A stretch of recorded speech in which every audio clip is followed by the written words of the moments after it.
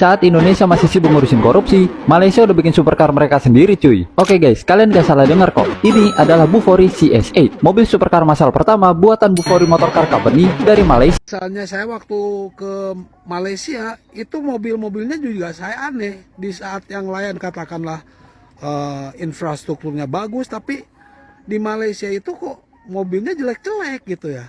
Kok mobilnya udah tua-tua gitu, terus mobilnya kok nggak ada mobil Toyota, Honda. Bahkan kalau misalnya Toyota, Honda, apalagi Mercedes-Benz, BMW itu sultan buat mereka mah gitu.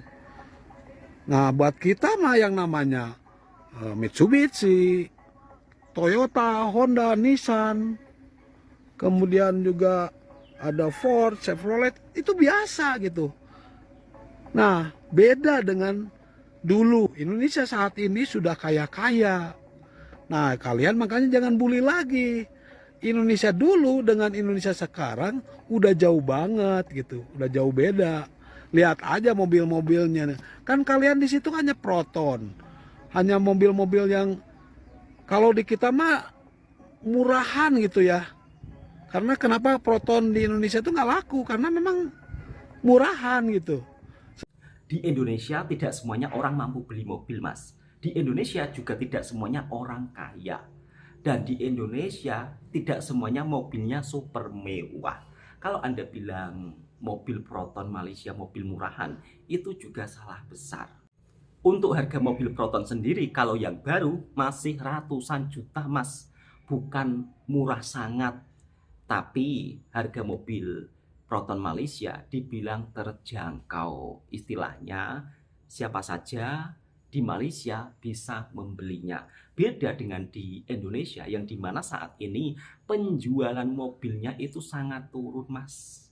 Dan Malaysia bukan hanya menciptakan mobil Proton, mobil Pro 2, tetapi justru Malaysia juga mampu menciptakan mobil supercar yang sangat mewah. Jadi pada intinya stoplah kita untuk bersifat angkuh, sombong, membuli, stop. Pada kenyataannya, lagi-lagi negara kita tertinggal dari negara tetangga seperti Malaysia dalam industri mobilnya. Bahkan penjualan mobil di Malaysia meningkat jauh, meningkat ke hadapan. Sedangkan di Indonesia, daya beli mobil itu sangat lemah. Ya, dikarenakan keadaan ekonomi di Indonesia saat ini mungkin sedang tidak baik-baik saja.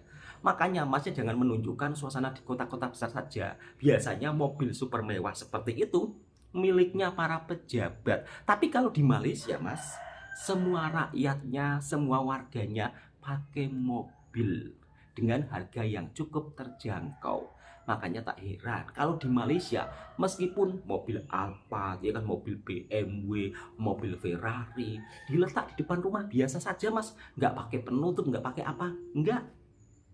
Itulah negara yang maju. Kira-kira seperti itu sahabatku semua. Bukan saya saja yang memuji istilahnya Malaysia dalam kemajuannya, tapi sahabat-sahabat daripada Indonesia yang lain juga terkejut kagum dengan kemajuan negara tetangga, yang dimana bukan hanya soal penjualan mobilnya yang laris manis, tapi upah kerjanya pun juga berbeda dengan di tempat kita. Kalau di Malaysia, Mas, upah kerjanya rata-rata itu 6 juta ke atas. Kalau sudah dapat upah 6 juta ke atas, biasanya kalau kita mau kredit mobil itu juga diperbolehkan, Mas. Berikut inilah kekaguman orang Indonesia dalam kemajuan yang dimana Malaysia penjualan mobilnya begitu sangat laris manis.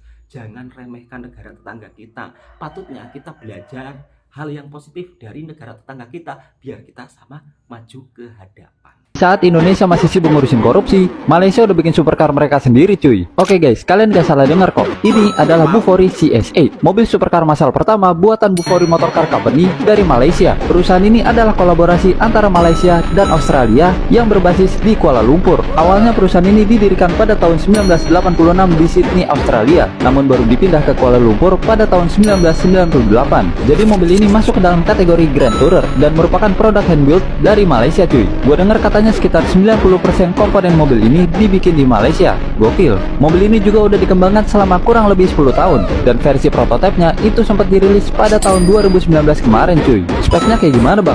Mesinnya berkapasitas 6400 cc V8 yang basisnya dari mesin Hemi yang bisa menghasilkan tenaga sebesar 810 horsepower, torsinya di 973 Nm, top speed di sekitar 310 km per jam, serta 0 ke 100-nya ada di 3 detik aja cuy. Tapi kalau menurut kalian mesin 6400 cc itu boros banget, tenang aja guys, kalian bisa pilih opsi mesin yang lainnya nih. Ada pilihan mesin V6 dan bahkan inline 6 yang pastinya bakalan lebih irit cuy. Dan untuk sasisnya sendiri, mobil ini pakai jenis monocoque yang udah full carbon Kevlar guys. Dan mobil ini juga pakai konfigurasi rear wheel drive. Harganya berapaan tuh bang? Harga resminya ada di sekitar 2,2 juta ringgit Malaysia. Kalau dirupiahin itu sekitar 8,5 miliar cuy. Jadi gimana menurut kalian tentang si Bufori CS8 ini guys? Kira-kira kapan nih Indonesia bisa bikin mobil supercar sendiri kayak Malaysia? Apa gue yang coba mulai duluan ya? Tulis di kolom komen pendapat kalian ya.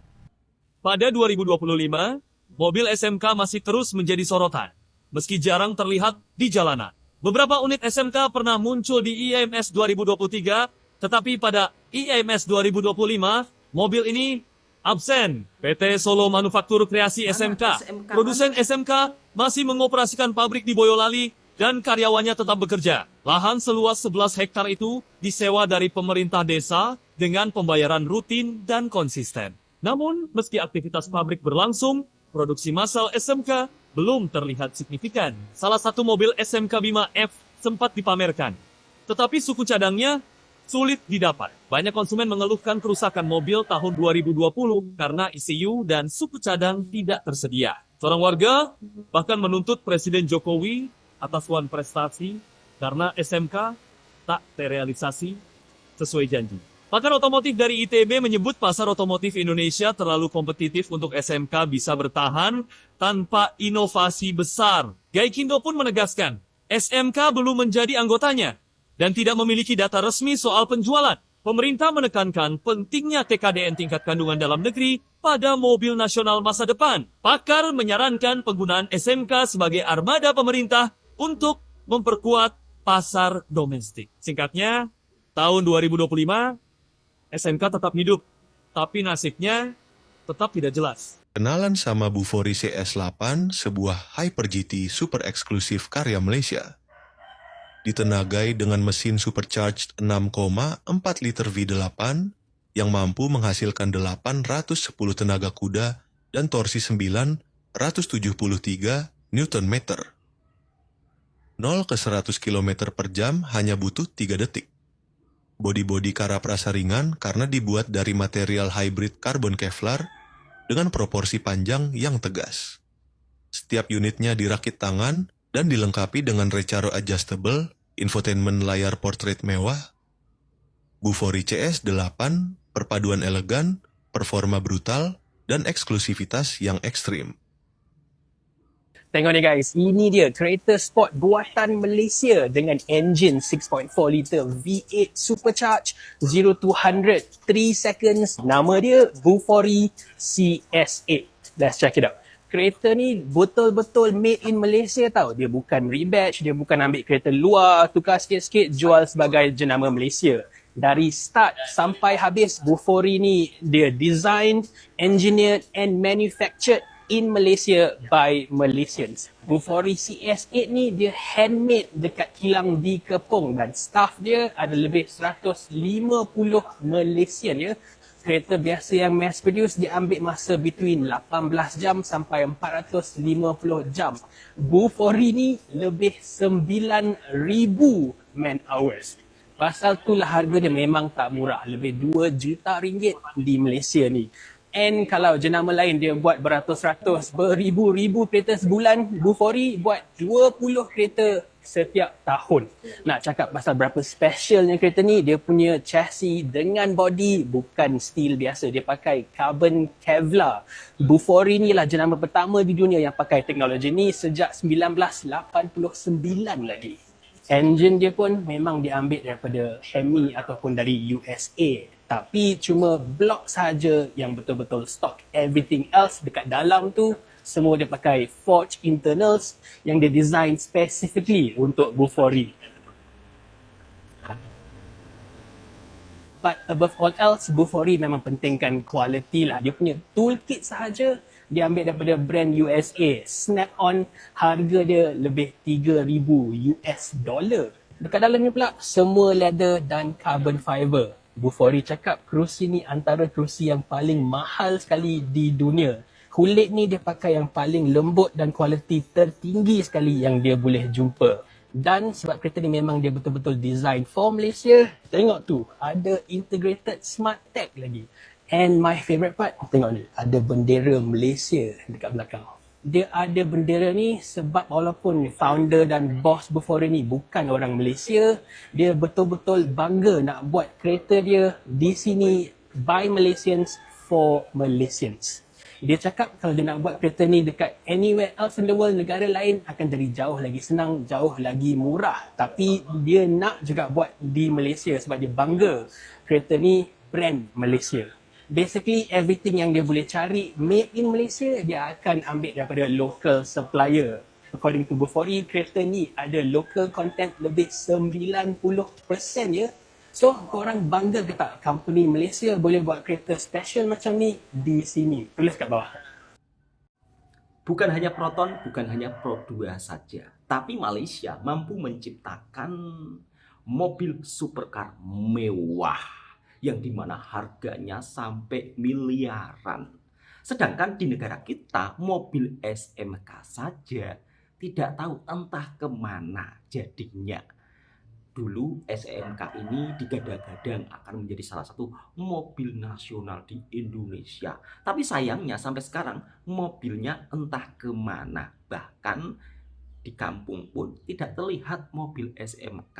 Makanya untuk sahabat-sahabatku semua, kalau berkomentar, kadang-kadang kita ini sering kadang-kadang membuli negara tetangga, mobilnya cuma ini, cuma itu, cuma sampai di situ aja.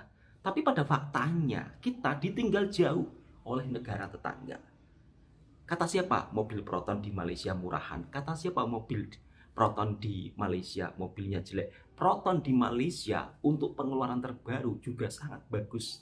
Penjualannya juga laris manis. Di Indonesia penjualan mobilnya sangat turun. Beda dengan negara tetangga kita, Malaysia, yang dimana penjualan mobilnya selalu naik. Ini menunjukkan bahwa ekonomi di negara tetangga kita justru dalam keadaan yang makin baik, makin maju ke hadapan.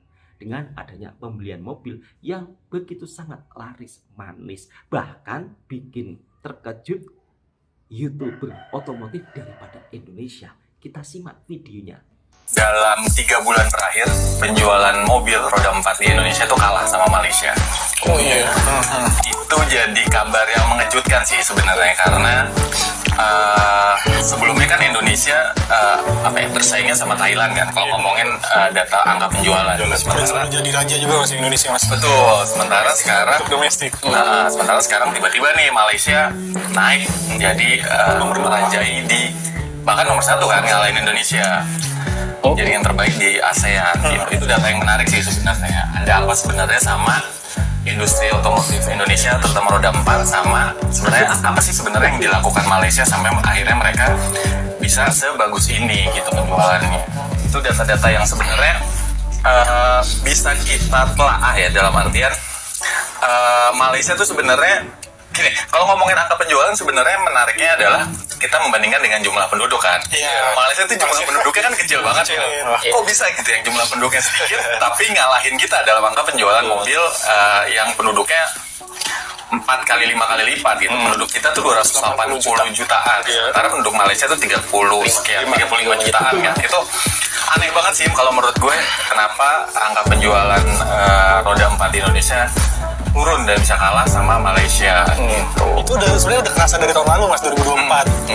Itu mungkin tahun-tahun sebelumnya juga kali ya. Karena dari datanya yang di-share sama Kikindo, penjualan mobil di Malaysia itu kalahin Thailand kan. Nomor 2 itu udah hampir menyalip Indonesia tuh angkanya. Gitu, jadi mungkin kebijakan-kebijakan dari pemerintah Malaysia ini juga yang bikin penjualan mereka tuh tetap bertahan gitu. Iya, betul. Jadi mungkin kalian agak sedikit kaget ya kenapa, terutama penonton ya, mungkin agak kaget kenapa kok tiba-tiba Malaysia naik ke atas gitu, teman-teman. Tapi sebenarnya itu tuh bukan hal yang tiba-tiba gitu. Itu emang udah apa ya, Malaysia tuh udah increasing dari tahun lalu. Tahun lalu tuh penjualan mereka naik 2,1% kalau nggak salah. Emang kenaikannya tipis tapi cukup apa ya? Ya di mereka naik terus gitu. Jadi gini, kalau misalnya kita fight for food ya, ini Indonesia nih, ini Malaysia begini, Indonesia begini nih. Jadi sebenarnya bukan mereka aja naik, tapi kita yang turun gitu. Betul. Jadi kerasa kayak tersalib gitu maksudnya. Iya. Dan penjualan Malaysia tuh tahun 2024 kemarin tuh 800.000. Itu rekornya mereka tuh. Rekor penjualan tertinggi mereka dalam setahun. Sementara kan kita punya tren menurun ya. Benar tadi yang lo bilang kan. Tren kita nurun terus dari pandemi. Kemudian ya sekarang kita dihantam berbagai masalah ekonomi segala macam. Akhirnya ya benar tadi yang lo bilang.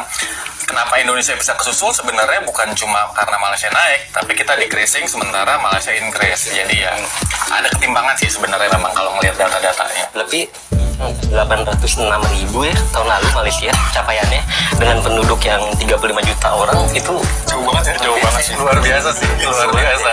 Sebenarnya kalau menurut gue itu nunjukin ini sih, apa ya, kemampuan daya beli sih. Itu nunjukin kan sebenarnya seberapa banyak jumlah mobil yang terjual dari satu negara kan sebenarnya menunjukkan kekuatan ekonomi masyarakat negara itu kan. Daya beli yang besar, terus inflasi, atau kita ngomongin kredit segala macam, bunga dan segala macam. Nah itu sebenarnya menunjukkan, kalau menurut gue ya data sebenarnya berbicara ya bahwa ya udah emang Malaysia saat ini kondisi keuangan, kondisi ekonominya secara garis besar memang sedang baik, sementara kita dapat banyak tantangan lah bahasanya gitu, challenge segala macam. Mungkin selain dari jumlah penduduk, menarik juga Mas kita ngelihat pendapatan per kapita di Malaysia ya. Ya ini sekedar perbandingan sih. Gue catat nih kemarin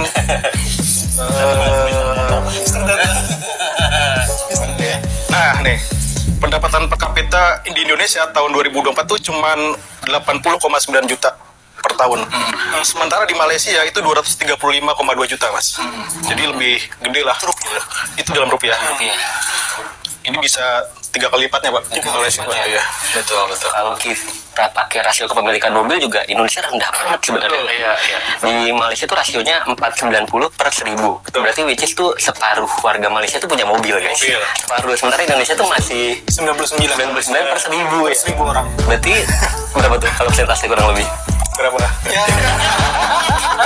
Aduh, gini sebenarnya kalau ngomongin apa ya, perbandingan antara yang punya mobil dengan jumlah penduduk, sebenarnya itu kan yang kemudian pernah jadi apa ya, senjata kita, dalam tanda kutip senjata. Kenapa? Itu berarti kan potensi pasar kita masih gede kan, karena masih banyak orang di Indonesia nih yang belum punya mobil, yang berarti mereka bisa punya mobil, calon pembeli mobil, bisa kredit dan segala macam. Cuman itu kan di sisi yang lain itu harus didorong juga dengan kemampuan finansial mereka kan. Sementara di Indonesia sendiri sekarang yang mampu beli mobil yaitu kelas menengah tergerogoti terus nih, mereka justru turun kelas. Itu yang jadi masalah sebenarnya. Ya mungkin perbandingan kebijakan juga Mas. Kebijakan dari antara Malaysia sama Indonesia gitu kan. Di Malaysia itu kalau nggak salah ya, ini sekretaris umumnya Gaikindo juga pernah bilang, Pak Kogo Kumara, bahwa di Malaysia itu dari zaman pandemi COVID itu insentifnya masih berjalan terus sampai sekarang. Itu menarik banget sih. YouTuber otomotif Indonesia kaget terkejut kok bisa negara tetangga kita Malaysia dalam soal penjualan mobilnya justru menjadi tertinggi di Asia Tenggara. Malaysia loh, negara tetangga kita yang dimana jumlah penduduknya itu beda jauh dengan di Indonesia. Ini menunjukkan bahwa keadaan ekonomi di Indonesia ini sedang tidak baik-baik saja. Jadi bisa menjadi tolak ukur dengan penjualan mobil laris manis di negara tersebut, menunjukkan bahwa ekonomi di negara tersebut sedang berkembang. Tapi di Indonesia justru rakyatnya ratusan juta, tapi daya beli untuk membeli mobil lemah. Satu dikarenakan mungkin ya beberapa gaji orang Indonesia di daerah tidak semuanya sama, atau di negeri tidak semuanya sama kalau dalam bahasa Melayu Malaysia. Beda dengan di negara tetangga kita yang dimana upah kerjanya misal kata 6 juta, ya udah satu negara tersebut 6 juta semuanya. Tapi kalau di Indonesia kan beda upah kerjanya. Kalau dipikir-pikir, jangankan untuk beli mobil, untuk makan sehari-hari saja cukup, itu sudah alhamdulillah. Sebab upah kerja di Indonesia hanya sekitaran 2 juta, 3 juta, 5 juta itu paling tinggi. Itu pun berada di kota besar. Sedangkan di kota besar biaya hidup juga mahal. Oke, cukup sekian sahabat-sahabatku semua. Semoga video ini juga bisa memberikan informasi yang bermanfaat buat sahabatku semua. Bahkan bukan hanya saya saja yang kagum, YouTuber otomotif, YouTuber yang membahas tentang industri mobil-mobil pun juga dibuat kagum dengan negara tetangga kita, yaitu Malaysia, yang dimana dari segi ekonomi negara tetangga kita itu makin maju ke hadapan. Mungkin dari video ini kita bisa mengambil sisi positifnya untuk menambah wawasan. Assalamualaikum warahmatullahi wabarakatuh. Yang suka dengan videonya Bang Toha Reaction, silahkan tekan tombol merahnya, subscribe, like, komen, dan bagikan ke sahabat Anda semuanya.